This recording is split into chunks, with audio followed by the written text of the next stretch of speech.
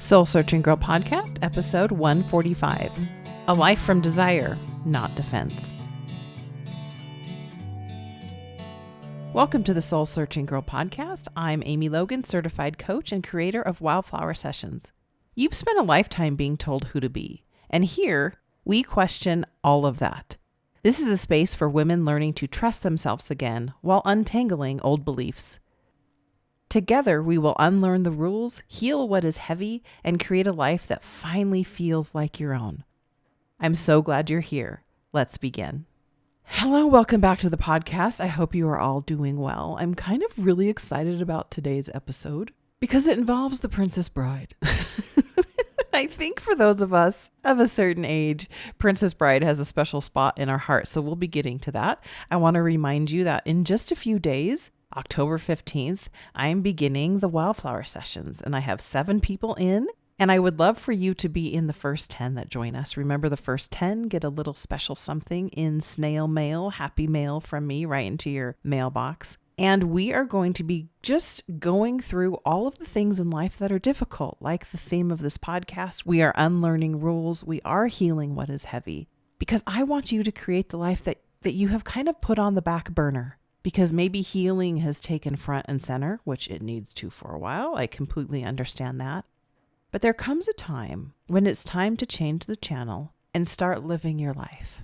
So listen to the title of this podcast. I want you to just kind of like think in your head, what would a life built from desire and not from defense be like? What would your life be like if you didn't feel like you were always defending or resisting or reacting to things, but you're creating life from that desire within you to create the life you want? I know that's a deep question, but that's why you're here at Soul Searching Girl. So, you know when something just hits you just right at a random time? I have probably seen The Princess Bride countless times. It came out in 1986. My friend Shauna and I were 16 years old, and we drove ourselves to the movie house. And we watched The Princess Bride together, and it's just always a moment I cherish. That's my little memory of The Princess Bride. So if you've listened to the title of this podcast, you may know the direction I'm going. All right, here's the quote. I've been in the revenge business so long. I don't even know how to do his accent. I've been in the revenge business so long. Now that it's over, I don't know what to do with the rest of my life. You've been in the healing business so long that you may not know what to do with your life if you're not constantly thinking about all the things you're trying to heal from. And this is really hard, right? I kind of compare it to like if you go on a diet and you're trying to lose weight, right? You still have to eat. So you can't avoid food. We need food to fuel and sustain our body.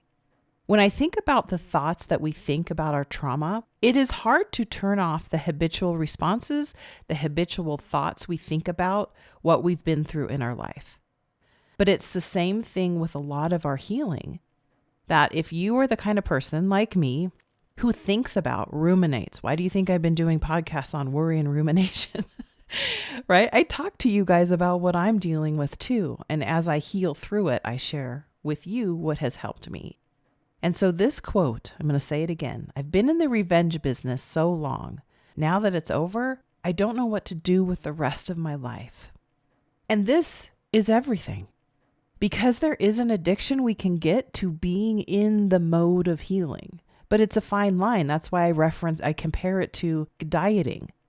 Because we still have our brain that knows what we've been through. You still have to eat food even if you're trying to lose weight, right? It's similar. And when you have spent years and decades thinking about your trauma, to not think about it actually doesn't feel safe in your body. When you've been in the healing business so long, it feels unsafe to your nervous system to stop thinking about it and whatever it was that you're trying to heal from.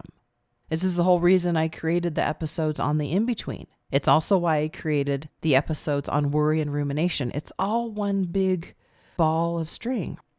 When you feel anxious, when you feel fear, overwhelm, all of that connected to your trauma and your healing and the difficult things that you have literally been through, you probably make it mean that you're not healed and that something's wrong. Like you have to stay in alert. You have to be constantly scanning for danger so that it doesn't happen again. And I understand that, and that's perfectly normal to do. We've all done it. We're all doing it. And you know how I say your body doesn't know the difference between being chased by a lion and maybe a rush of anxiety because you're thinking about something that happened that wasn't good? Same thing. So it's your job to create the safety for yourself now. When you can get to the place where you can see your pain, you can see your struggle, you can see your trauma. Your part of healing is also to create safety in your own body for yourself. And that might mean different things to different people, right? Whatever safety is for you. But when the thoughts come up about your trauma or something very difficult you've been through, when you're at the place of your healing. Now, I'm saying this is after you've been through a lot of the cycles of healing. You've been to therapy, coaching, podcasts. There comes a point in time where you get to decide, do I want to attach to all of those thoughts that are in my head? Or do I want to be the observer of those thoughts and not attach to them and let them go by, right? There's a difference than kind of being caught up in the river of misery that is usually connected to all of our pain and trauma.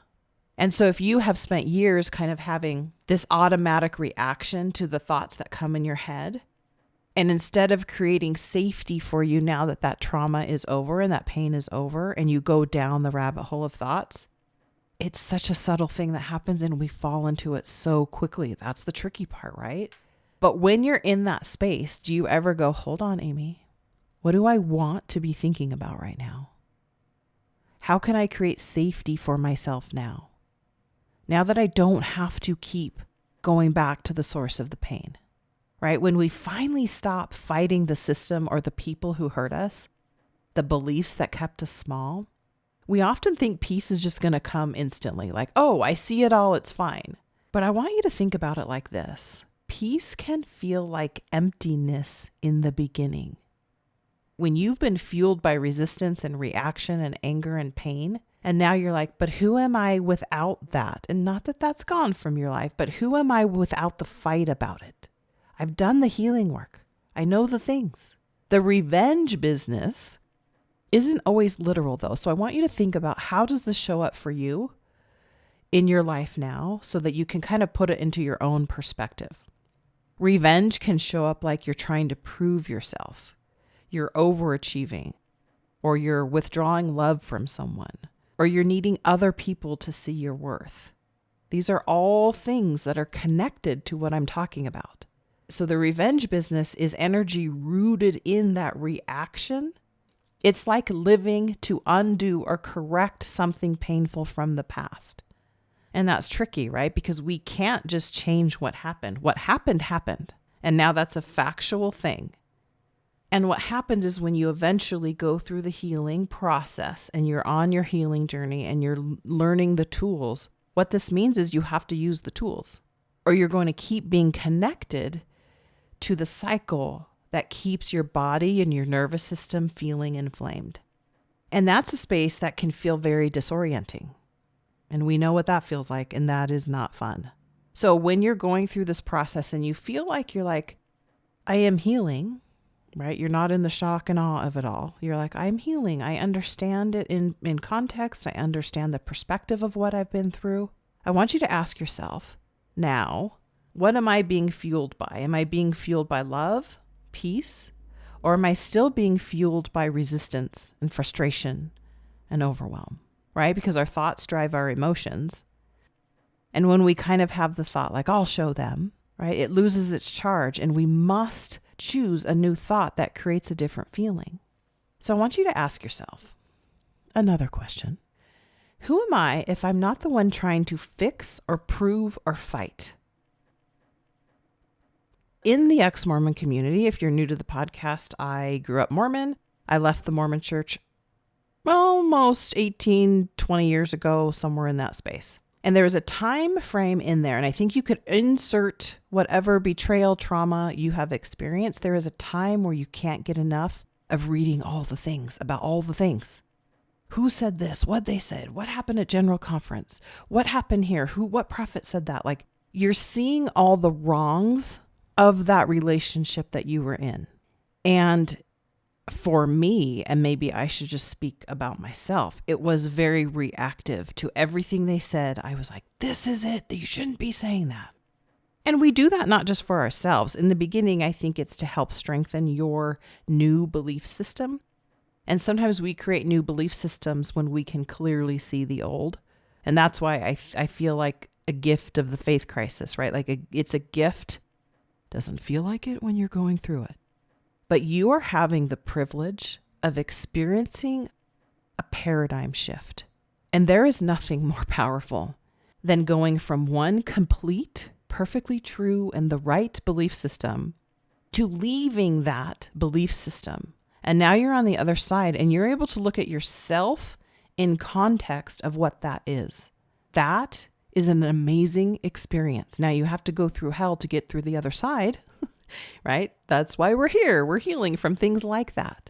But to be able to live through a complete paradigm shift, that's amazing. And that is something many people never experience. And they're just stuck in the system that gave them their beliefs from when they were a little child. So that's amazing. That's amazing that you have done that. I don't know how many people, I don't know the statistics on this. If someone does, email me. Amy@amyloganlife.com. But this stuff fascinates me. To literally be able to completely change a belief system. Wow. You can do anything, you guys. You've done that. You can do that with all the other paradigms too. Whatever they are. I don't have a list, but you know. So who are you if you're not trying to fix, prove, or fight? Now, many women experience this, like I said, after leaving high demand religion. After leaving or seeing, it's hard to really leave patriarchal structures, but once you see what patriarchy is and the system that it is and all the tentacles that have created the world we're living in now, that's another one. And also like perfectionism and people pleasing and all of the side effects that come from experiencing something like high demand religion. That could be a high demand relationship. It can be a high demand work experience. There's so many things that can fall into that category. I think that when we can see that, when we can zoom out and see what you've actually lived through and what you're trying to fix, prove, or fight, you get to decide, is that where you want to spend your time? Now, usually what's happening here is there's a lot of grief. When you see someone angry, speaking angrily about something, that's usually coming from a place of grief. It's an interesting thing when you're looking at yourself and you're seeing that you no longer need to struggle with the thing that you've been struggling with. Let that land. You no longer need to struggle with the thing you've been struggling with. Now you might be thinking, how is that possible? That might seem like Mount Everest. Like there's no way, but that is possible. Now, I want you to know that it is normal for your brain to resist calm after the chaos, right? When you've been through something traumatic, whatever it is, you do, like I mentioned earlier, feel like you have to be on alert because what you went through was very chaotic. And truthfully, if you have suffered from CPTSD, which is something I have learned a lot about over the past few years, growing up in a chaotic environment, to feel at peace feels foreign. You have to be willing to let yourself feel like you're in a foreign country for a while as you're navigating new terrain. You're navigating emotional terrain, and that's kind of a big deal. So try a few of these. Peace feels strange, but I'm learning to let it in. Here's another one. I can build life from desire, not defense.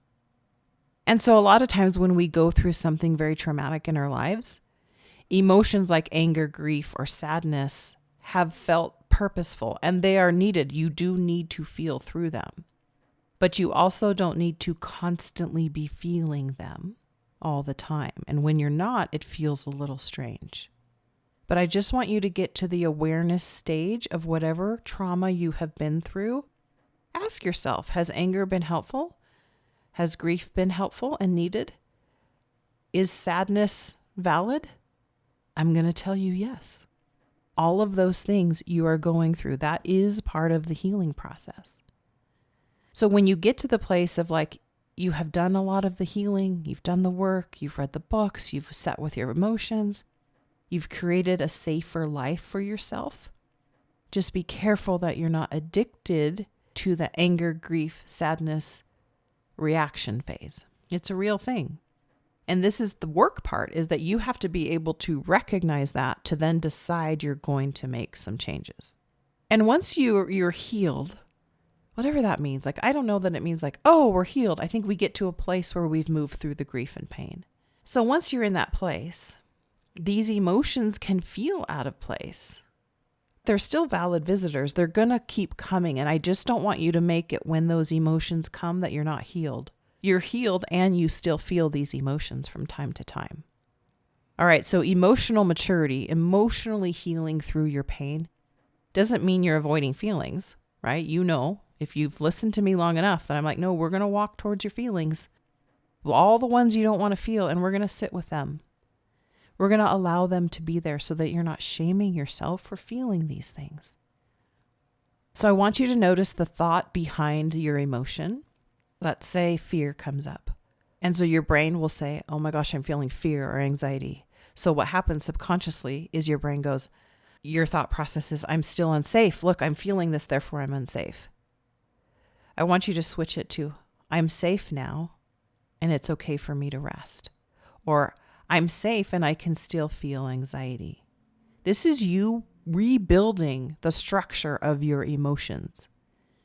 Think how powerful that is if you can go, oh, it's okay that I'm experiencing anxiety. That doesn't mean I'm unsafe. That's like next level healing.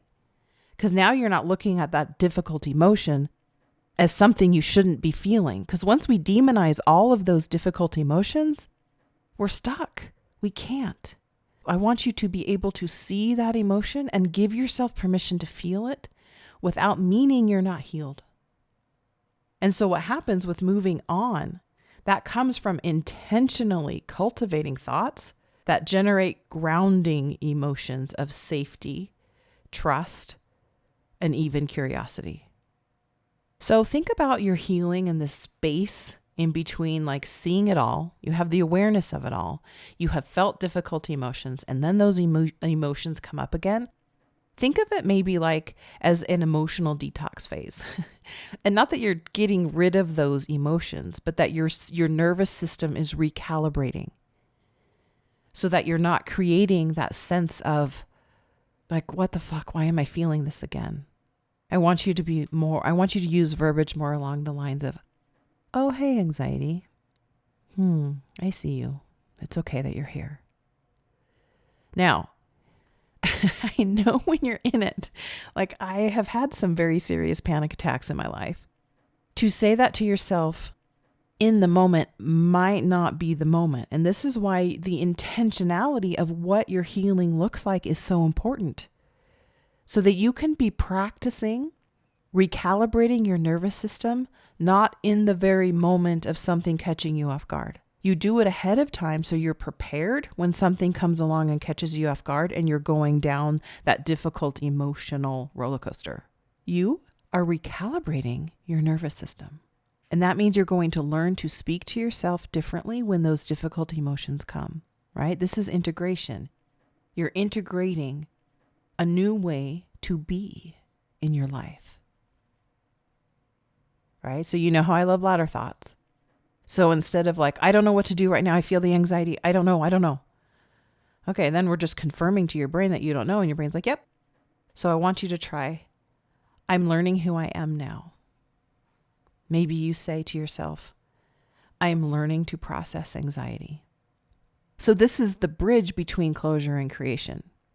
The closure of that chapter, not that that's gone, not that your trauma, not that the difficult thing you went through is gone, but that you're consciously going, I understand it. I understand it within the context of what it was. And I'm going to pivot this way just a little bit so I can create the life I want, even though I've been through these things. How about that? I think we often kind of go through an emotional fatigue, right?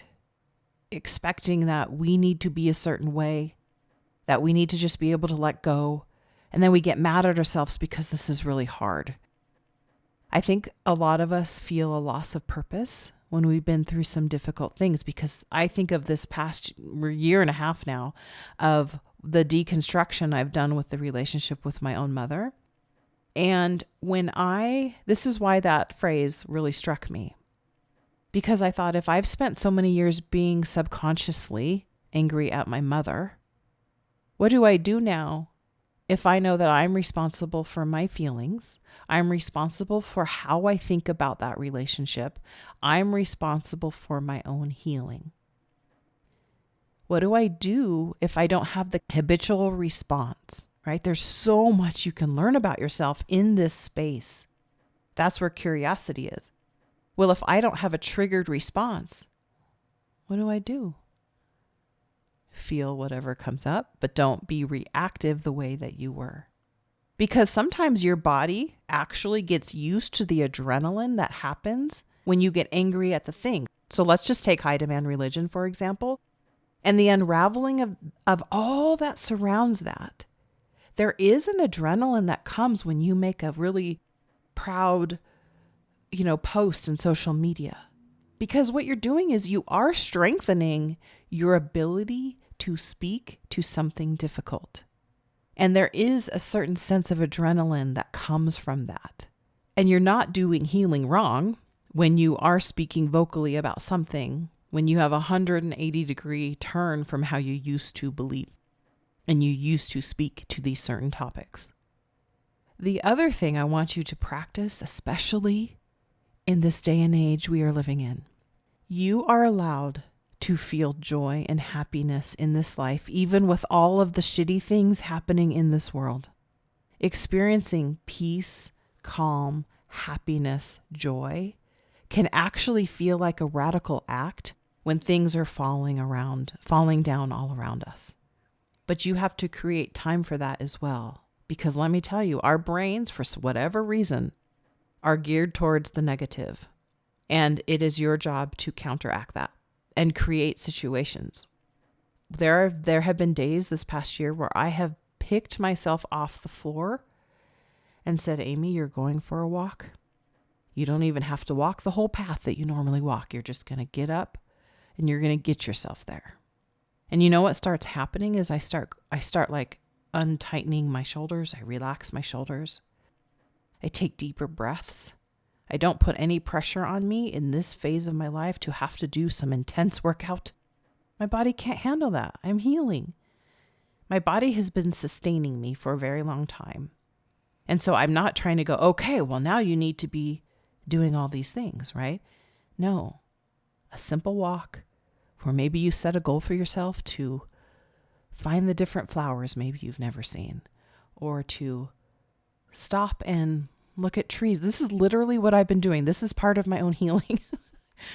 I was looking over my photos, and you know how you kind of go through your camera or your phone. And I was like, wow, I've taken a lot of pictures of this one tree. I have this one tree at the park that I like to walk around, and I call it the neon tree. I didn't know that wasn't a thing. I thought that because this tree is so neon in its full bloom, and this particular tree, oh my gosh, I'm getting a little weepy. Okay. This particular tree, you start out in the springtime and you watch it bloom and it kind of goes through its different stages. This particular year, it didn't get neon. And I felt, oh my gosh, okay. I kept taking pictures of it going, maybe I can't remember when it gets to the neon phase. And, oh gosh, you guys, I didn't know this was so emotional for me. I realized that maybe that tree, because I'm a huge tree lover. I talk to trees. I hug trees. I love trees. I love trees and all that they do for us. But I realized as I was looking at this tree and going, oh, it's already dropped all its leaves. And this was like a week ago. And all the trees around it still have all their leaves. And I looked at that tree and I was like, I understand you. Because my last year, oh gosh, you guys, okay. A lot of things in my life this past year have kind of gone by the wayside, including my business that I have not been able to put my full heart in because of my last year of healing. And so I just realized that I understood that that tree had had a hard year. And I'll be able to see it next year and see how we're doing. Maybe we'll reconnect and, it's going to be okay. But what that tree experienced is what I experienced. And so there is a space of just allowing what is to be what is. Maybe some years your vibrancy, your energy, your way of being in the world when you think about yourself in your probably perfectionist brain. I should be like this. I should be making this much money. I should be able to handle these social events. I should be able to ... But let me tell you that I have been feeling more joy on my walks, and I try to pay attention to the little things. And I think that is the key to healing, because healing is so weird. Healing is never what you think it's going to be. And you start on your healing journey, you're probably like, what the fuck? What just happened to me? And you feel out of control. You feel a loss of self. You don't know who you are anymore. You feel grief and anger.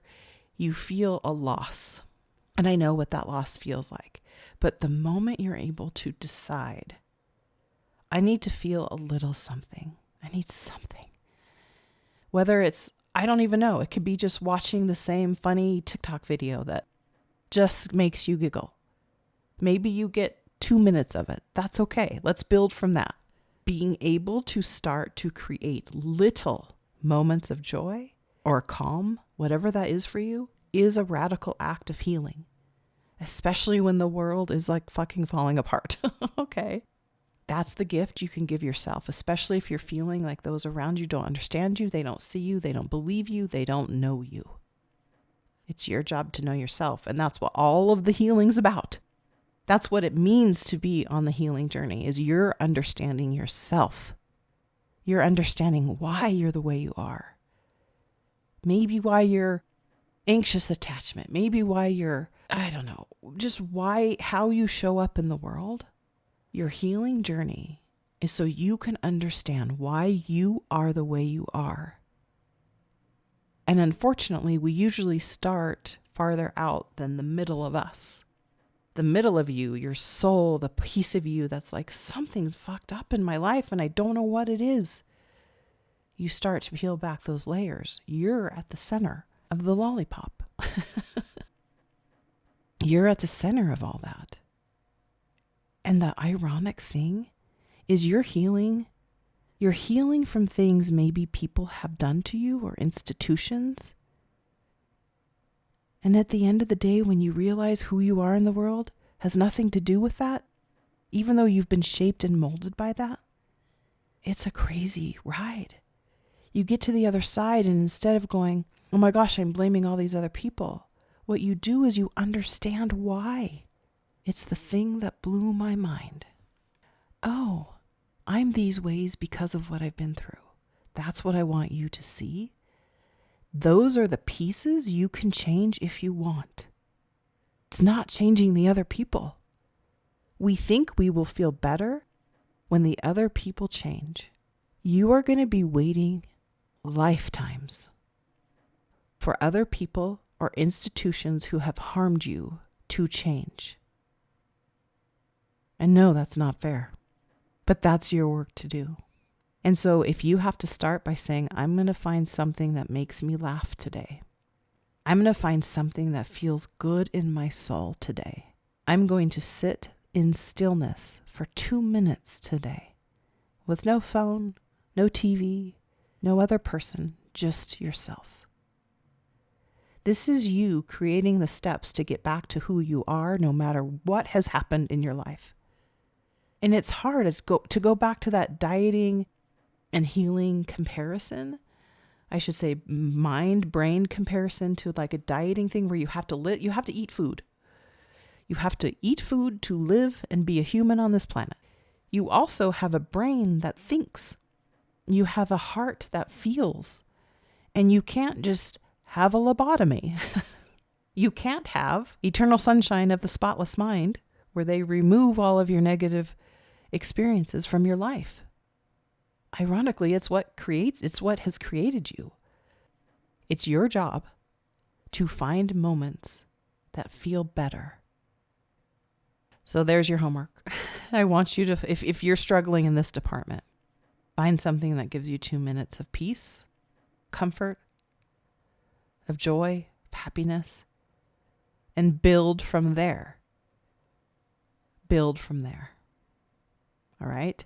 Because what happens in your life if you're creating from desire and not defense? And defense could be, woe is me.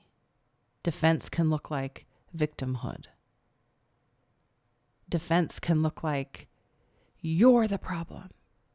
When you turn that dial down and you start to think, okay, but what do I want?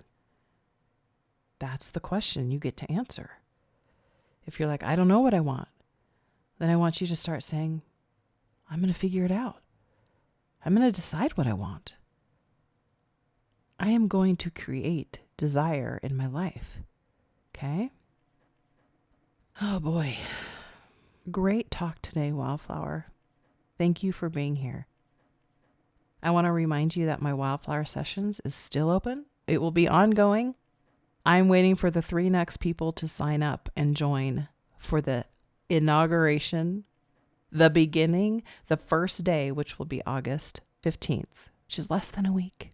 Okay, Wildflower, if you're in the space, you've poked your head up from healing, I want you to start thinking on purpose what you do want and stop spending as much time from what you don't want. And if you can kind of look back, where do I spend most of the time in my brain? That'll give you a good indication of where you spend more of the time in your head. And then you get to make decisions, right? Then you get to decide, okay, if I'm going to be intentional with feeling some happiness today or peace, whatever emotion you want to feel more of, what does that look like for you? There's your homework. All right, I'll be back next with a meditation for you. Have a gorgeous day and come join us for Wildflower Sessions. You can find that at amyloganlife.com. You can email me at amy@amyloganlife.com as well. All right, until next time.